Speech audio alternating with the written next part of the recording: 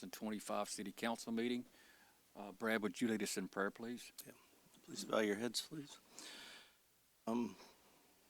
Dear Lord, I'd like to ask you to help us as we're up here tonight.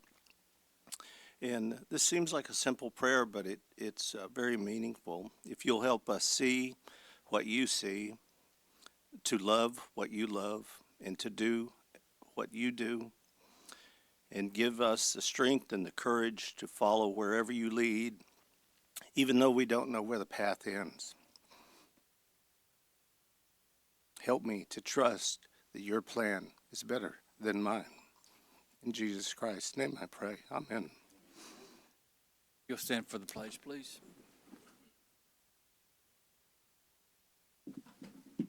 Pledge allegiance to the flag of the United States of America and to the republic for which it stands, one nation under God, indivisible, with liberty and justice for all. Honor the Texas flag. I pledge allegiance to thee, Texas, one state under God, one and indivisible.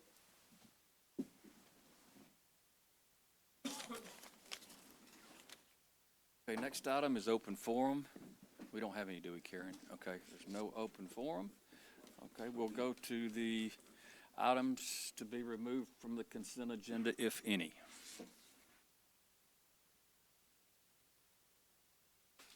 I make a motion we approve the consent agenda. A motion second, all in favor? Aye. Aye.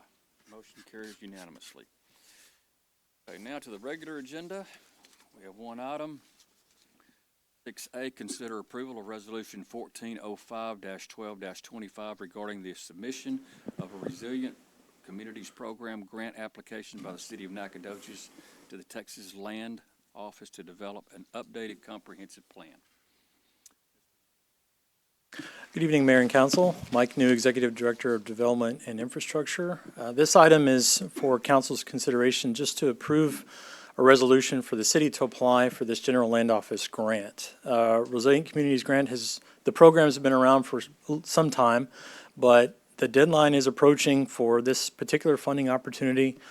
We've already received funding to prepare a hazard mitigation plan update. We do have $100,000 in funding to facilitate development of that plan, which is separate, but initially we thought maybe these two fell under the same umbrella. They do fall under GLO grant opportunities, but we can apply for both. And so we decided, well, let's do it. Let's get ahead of that deadline. This is funding that can serve us well in development of a comp plan.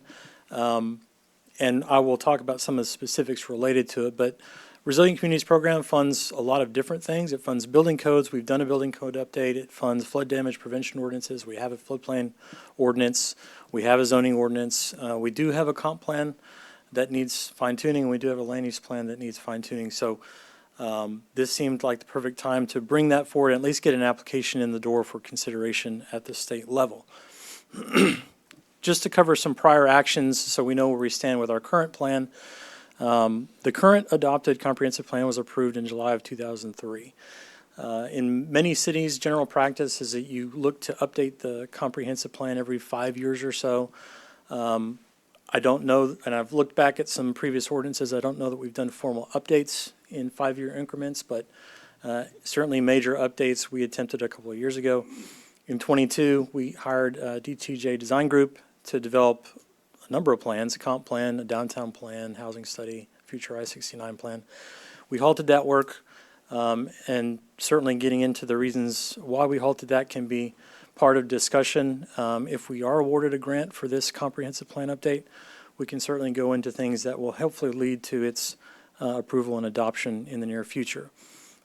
Just to speak of some things that may be incorporated in discussion, February 25, of course, we've gone over this. The city hired Goodman Corporation to develop downtown implementation strategy. That plan or that final report was accepted by the council at the beginning of this month. So we have closed that door and we're beginning the steps of actually implementing some of those recommendations of that report.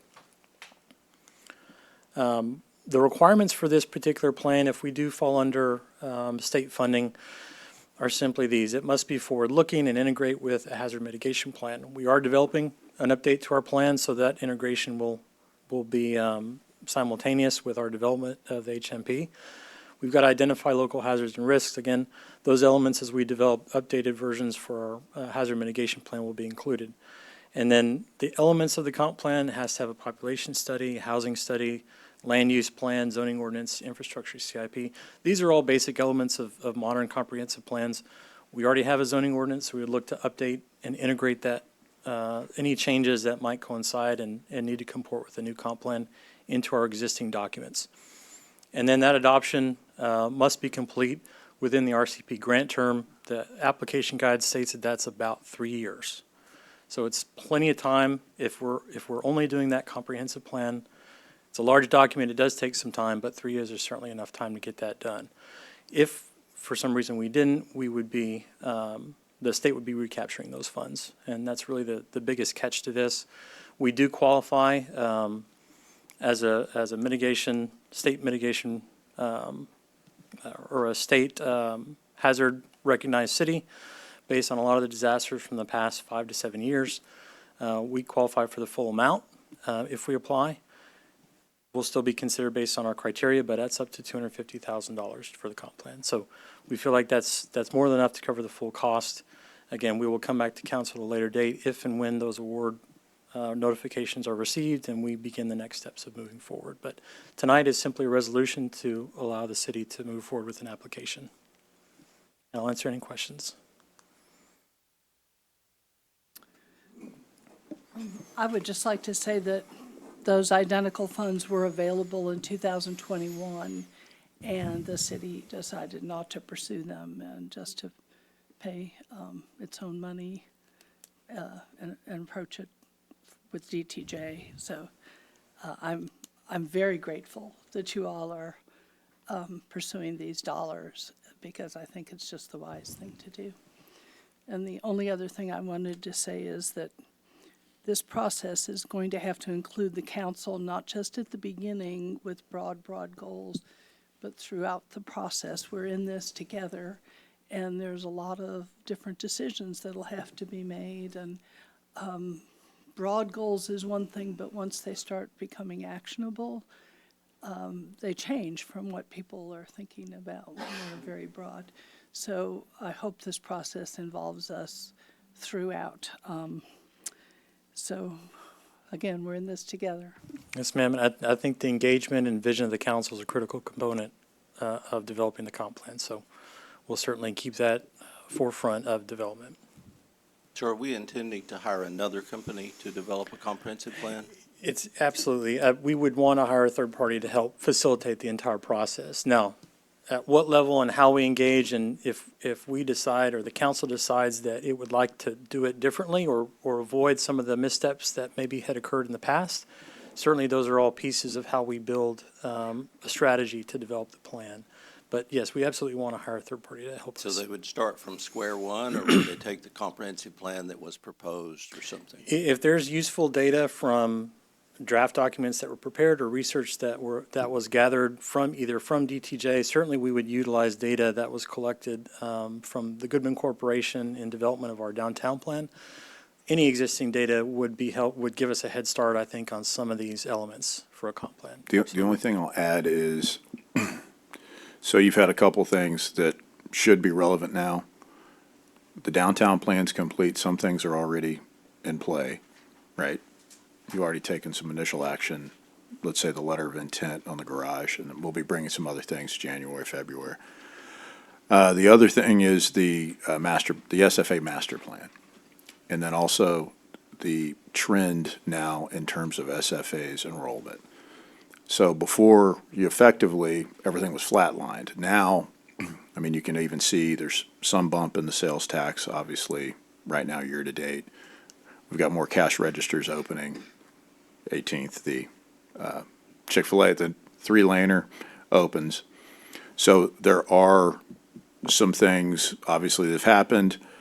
You also have had such a long time since your land use plan has been really updated, revisited, because since in 20 years, you've had a lot of outcomes that don't even probably the land use plan intent and what's built. So you've got all of those elements. And then you would also have your updated ACS census data. So I'll say this, it may not be completely from scratch, Right. but you're going through a period of the first real growth that you've had in a long time. So, and you have, again, a downtown plan and an SFA master plan as kind of two very important bases for feeding into this plan as well. That we didn't have before. That you did, and you were during COVID. Let's face it, Yeah. you were during COVID, everything's flatlined. SFA was down and getting worse. The population was actually trending downward. So I think it's more relevant to do that in the context of things moving forward, because you can kind of project forward. It's kind of hard to project forward if nothing's happening. SFA growth projections will drive the population study. Council certainly has a vision. We've seen some of the discussion with our zoning ordinance subcommittee. All the changes we've been looking to make is kind of elements of what would be a broader vision for the comp plan. We have a downtown plan that council's accepted, so a lot of the elements that council is already sort of moving toward in its larger vision for development of Nacogdoches. I mean, we need this. We need this to help kind of solidify some of the steps council's already taken to move forward on Nacogdoches' future land uses. So this will help. And right now, this funding opportunity is driving our request to council, so we want to meet that deadline. Timeline on the grant awards. Not yet. So this is simply applying. Similar to, we actually had a meeting this morning regarding the Transportation Alternative Grant Program, which we've already received the award. We've got to take the next steps in January to identify whose role is what between TxDOT and the city, and then what that project timeline for our project, for the North Street Alternative Transportation Plan looks like. We were kind of given a time frame, but again, we don't want to project that just yet because we're in the very early stages. In this, we haven't even applied yet. So I would say it's going to take a little bit of time before we can identify a timeline, but once we do have that, again, we'll be engaging council on a regular basis to update you. My question was not what our timeline is on when we're doing things, but the grant award timeline. Do they? Oh, when we would be notified? Right. Since the program has been available for some time, I'm not sure what that looks like. I would not want to guess, but if the deadline is at the end of December, there may be some assessment as to whatever funding is left, how they assess sort of a closing of all those things while we have pending applications. So that may be something I'll reach out to GLO to see when we might get a response after we apply. Sure. Is there going, sorry. Is there going to be, because I know the last comprehensive plan they were working on didn't seem to address this. Are they going to address battery storage, solar farms, water well drilling and all that stuff, that AI data centers and things like that? There can be very specific elements that if we identify zoning districts, or maybe look to modify zoning districts that don't currently exist within our zoning ordinance, those may be elements that are part of the comp plan vision where we can assign categories to particular uses. It can get really granular in some areas and it can be very broad in others. That doesn't mean that the changes that we're looking to make even in the next couple of months to our zoning ordinance based on subcommittee feedback, that it won't negate those things. And in fact, it may even bolster some of the things we're looking to do based on best practices happening in other areas. I was just wondering if it's going to be taken into consideration, because it obviously wasn't in the last comprehensive plan that was actually adopted. Sure, 25 and years it's, ago. I will tell you that in having done comp plan analysis and participated in comp plan updates in both College Station and Leander in my history, they look at everything. So every land use category, we look at whether it fits within a model and vision that council's provided. We look at whether it fits within public engagement and stakeholder feedback, and looking ahead, right? The goal is for these comp plans to look ahead. Forward thinking is a must-have for this particular plan if we move forward. So we've got to think about what particular uses, land uses might create issues with Nacogdoches growth in the future, looking 10, 15 years ahead. What does that look like? Technology may certainly be a component of that. Data centers may be a component of that. And do we see that trend happening in our area? And I'll be more blunt, That's what I'm looking for. because I don't know how else to address things. If there are items of Andy's more blunt than all of us, but. Yeah, we'll if there start. are items of concern, which I have on all those things you mentioned, to the extent state law can help us bracket them out or allow us to limit them, we will look at that as part of the Not process. trying to cut them all out, but at least acknowledge that they're Oh, here. I'll go ahead and be blunt. If I have a legal way to cut them out, I will try to encourage y'all to cut them out. And communities will find different uses desirable and other uses not desirable. That's the goal. Yes, please. You and I and everybody on this council makes decisions every. Four of us will probably never see, with the exception of the baby down there, because he'll be dead. In case will be here. Yeah. Okay, too blunt. Little bit over the line.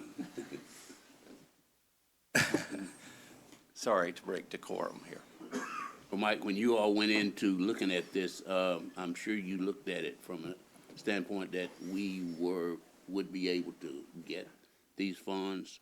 And with that in mind, I know that we are headed in the right direction because we've already, as we say, we on the move. And I don't see us not moving any, like we have been moving. The thing that we need to do is just know that we have leadership that will, and staff that will help us get to where we need to get. The thing that we're concerned about is probably the thing that we don't even have to worry about. It'll already be taken care of by the time you guys apply. And I'm looking forward to getting the money. We did make just for council's input, we did make a preliminary call to GLO to, hey, we're coming close to this deadline. Do we still have the ability to apply? Are we missing some steps that we probably should have taken a couple months ago? They gave us some assurance that we can submit the application and we would meet all the criteria. There may be some initial application steps we'd have to take post-award, just like with our TA grant application, as with any grant application at the state level. But we did get some positive feedback, so we're going to move forward with the application. Again, we'll cross our Ts and dot our Is on all the pieces needed for that, and there are a few. But we've done this before with CDBG, so we've worked with Texas Department of Agriculture. We've worked at the federal level with other HUD and CDBG funds. So most of those things are generally the same across these state agencies about what minimum criteria are needed. So we feel confident that we'll meet that in applying this time. So my follow-up was along those lines, exactly what you were saying, Blaine. I think this is not a competitive funding process, is my understanding. It's actually. As funding is available, and we were told there's funding available. So we should be able to meet the criteria they have set out. Again, nothing's a guarantee, but you won't get anything if you don't apply. So my very first professional work was doing a comprehensive plan for the city of Austin. And, it was called Austin Tomorrow. And it was fascinating. I think one of the things that we tried to do, which I know you have already spoken to, Rick, in our last meeting, is looking out for the hazards that are going to be impacting us. And it's not just hazards for water or for batteries or anything else, but for businesses that want to come and exploit us, because we really are a beautiful area and a wonderful Well, place to be. I will say this, several of those things y'all mentioned have some large corporate interest, That's right. multinational, national, have specifically targeted smaller communities because, quite frankly, they think that they fall for it easier, especially if they show there's any tax benefit. Some of them can have grid impacts. Some of them can have strain on your water systems.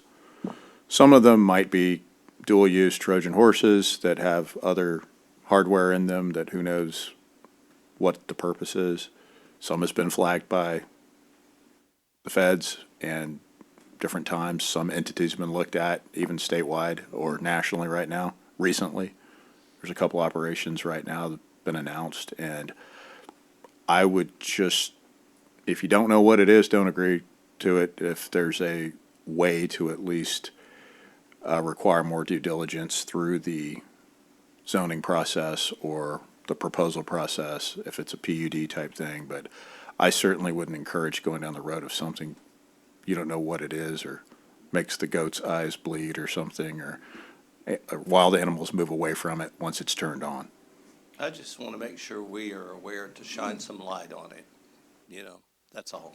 Just a It'll be little sunshine. it'll be on bright. it. It'll be a strobe. Certainly, the changes that we've made a number of changes. We anticipate other changes to our zoning ordinance, just separate from developing the comp plan. But ideally, those changes can be incorporated into a broader vision that the comp plan seeks to address. Yeah, Thanks. And thanks for your work. sure. Okay, anybody want to make a motion? I'll make a motion that we approve the resolution of 1405-12-25 regarding the submission of a Resilient Communities Program grant application by the city of Nacogdoches. I'll second it. Motion and second, all in favor? Aye. Motion carries unanimously. Thank you, council. That concludes our regular meeting. This will be the last meeting that we have this year, and I would like to wish everyone a very, very Merry Christmas and a Happy New Year. Pursuant to Texas Government Code Section 551.071, we will convene into executive session. Y'all very much for coming. Merry Christmas. We're coming back from executive session, and pursuant to Texas Government Code Section 551.071, no action taken. That concludes our meeting. We're adjourned. God bless.